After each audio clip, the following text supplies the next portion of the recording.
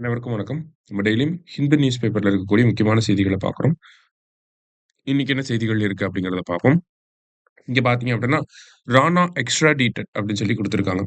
Extradition அப்படின்னா, இன்னொரு நாட்டுல இருக்கக்கூடிய சிறையில இருக்கக்கூடிய ஒரு நபர நம்ம நாட்டுக்கு கூட்டிட்டு வர்றது. ஒரு நாட்டுல இருக்க சிறையிலிருந்து இன்னொரு நாட்டுக்கு அவங்கள கூட்டிட்டு போறது தான் எக்ஸ்ட்ராடிஷன் அப்படின்னு சொல்லி சொல்லும். சரிங்களா?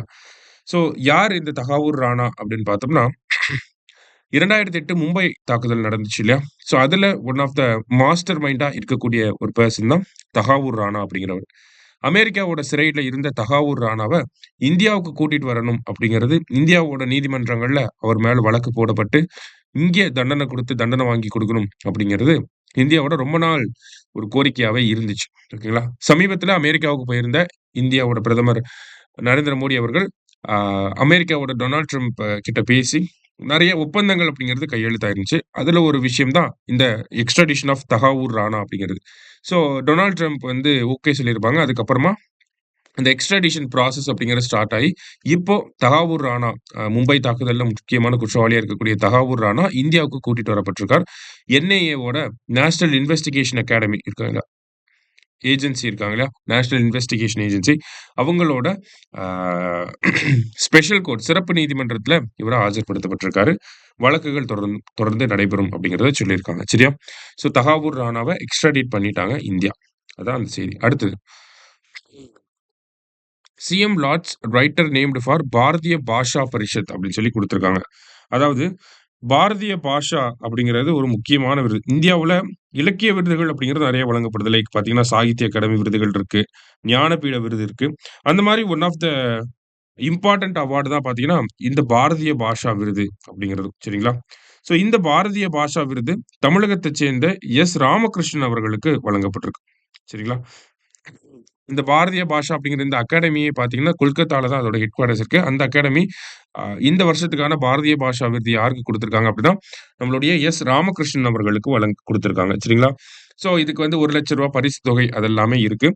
இவர பொறுத்தவரைக்கும் ராமகிருஷ்ணன் அவர்கள பொறுத்தவரைக்கும் பார்த்தோம்னா, 2018ஆம் ஆண்டு இவருடைய சஞ்சாரம் அப்படிங்கிற நாவலுக்காக ஆ சாகித்ய அகாடமி விருது வாங்கியிருப்பார். ஓகேங்களா? சஞ்சாரம். ஓகேவா? சஞ்சாரம் அப்படிங்கிற இந்த நாவலுக்காக 2018ஆம் ஆண்டு சாகித்ய அகாடமி விருது பெற்றிருப்பார். சரியா? ஸோ அதையுமே கூடுதலா நம்ம தெரிஞ்சுக்கணும். அடுத்ததா பார்த்தீங்க அப்படின்னா, நமக்கு இங்க நகட்ஸ் ஆஃப் ஹிஸ்டரி அப்படின்னு சொல்லி ஒவ்வொரு ஃப்ரைடே பேப்பர்லயும் வரும். ஸோ அதுல முக்கியமா நமக்கு இந்த யூனிடேட் ஐ மீன் தமிழ் சொசைட்டிக்கு முக்கியமான விஷயங்கள இங்க நம்ம பார்க்க முடியும். சரியா? ஸோ அந்த வகையில பார்த்தீங்க அப்படின்னா, பெருங்காமநல்லூர் மேசக்கர் பத்தி குடுத்திருக்காங்க. பெருங்காமநல்லூர் அப்படிங்கிற இந்த கிராமத்த பத்தி நம்ம கேள்விப்பட்டிருப்போம். மதுரை மாவட்டத்தில இருக்கக்கூடிய இந்த கிராமம், முதல்ல இந்த கிரிமினல் ட்ரைப்ஸ் ஆக்ட் 1871க்கு எதிரா போராட்டம் பண்ண ஒரு வில்லேஜர்ஸ் யாருன்னா, கிராம மக்கள் யாரு அப்படின்னு பார்த்தோம்னா, இந்த பெருங்காமநல்லூர்ல இருக்கக்கூடியவங்க தான். நம்ம இவரு முத்துராமலிங்கரோட ரிலேட் ஆயி வரக்கூடிய ஒரு விஷயமும் இது. சரிங்களா? அவர பத்தி படிக்கிறப்ப கண்டிப்பா இந்த பெருங்காமநல்லூர் மேசக்கர பத்தி படிச்சிருப்பீங்க. அவங்க எப்படி இந்த கிரிமினல் ட்ரைப்ஸ் ஆக்ட்ல 1871க்கு எதிரா போராட்டம் பண்ணாங்க அப்படிங்கிறதையும் படிச்சிருப்பீங்க. இந்த போராட்டம் அப்படிங்கிறது ஏப்ரல் 3, 1920ல நடந்திருக்கும். போராட்டம் பண்றவங்க மேல போலீஸார் வந்து பார்த்தீங்கன்னா, துப்பாக்கி சூடு நடத்தியிருப்பாங்க. அதுல கிட்டத்தட்ட 10க்கும் மேற்பட்டவர்கள் வந்து இறந்து போயிருப்பாங்க. சரியா? அடுத்ததா இங்க பார்த்தீங்க அப்படின்னா, சுர்ஜித் சிங் பர்னாலா இவர பத்தி நம்ம சின்ன வயசுல இருக்கப்ப கேள்விப்பட்டிருப்போம். இவரு பார்த்தீங்கன்னா, தமிழ்நாட்டுல அதிக அ நாட்கள் லாங்கஸ்ட் டெர்ம் கவர்னரா இருந்தது யார் அப்படின்னு பார்த்தோம்னா, சுர்ஜித் சிங் பர்னாலா அவர்கள் தான். அதே மாரி 2 டைம் தமிழ்நாடோட கவர்னரா இருந்திருப்பார். சரிங்களா? முதல்ல பார்த்தீங்க அப்படின்னா, 1990ல இருந்து 91 வரைக்கும் இருந்திருப்பார். அதுக்கப்புறமா 2004ல இருந்து 2011 வரைக்கும் பார்த்தீங்கன்னா, தமிழ்நாட்டோட கவர்னரா சுர்ஜித் சிங் பர்னாலா அவர்கள் வந்து இருந்திருப்பார். சரியா? அடுத்தது தியாகராஜ் தியாகராஜ சுவாமி டெம்பிள். அதாவது திருவாரூர் கோயில் இருக்கு இல்லையா? தியாகராஜ சுவாமி கோயில். அதனுடைய தேர பத்தி குடுத்திருக்காங்க. அந்த திருவாரூர் கோயில் தேர். அதுக்கு என்ன பேர் இருக்கு அப்படின்னு பார்த்தீங்கன்னா, ஆழித்தேர் அப்படின்னு சொல்லி சொல்லுவாங்க. இந்த திருவாரூர் தேர் திருவிழா அப்படிங்கிறது சமீபத்தில நடந்து முடிஞ்சிருக்கும். அந்த பின்னணியில குடுத்திருக்காங்க. சரியா? ஸோ இந்த திருவாரூர் ஆழித்தேர் திருவிழா அப்படிங்கிறது பங்குனி மாசத்துல நடக்கும் அப்படிங்கிறதையும் தெரிஞ்சு வச்சுக்கணும். இல்ல தமிழ் சொசைட்டி பாயிண்ட் ஆஃப் வியூல தெரிஞ்சு வச்சுக்கணும். சரியா? அடுத்ததா பார்த்தீங்கன்னா, ஃபர்ஸ்ட் மாடர்ன் நாவல் இன் தமிழ். ஓகேங்களா. நெறைய பேருக்கு இந்த ஒரு தகவல் தெரிஞ்சிருக்கும். தமிழ்ல தமிழ் மொழியில வெளியிடப்பட்ட முதல் நாவல் அப்படின்னு பார்த்தீங்கன்னா, பிரதாப முதலியார் சரித்திரம்.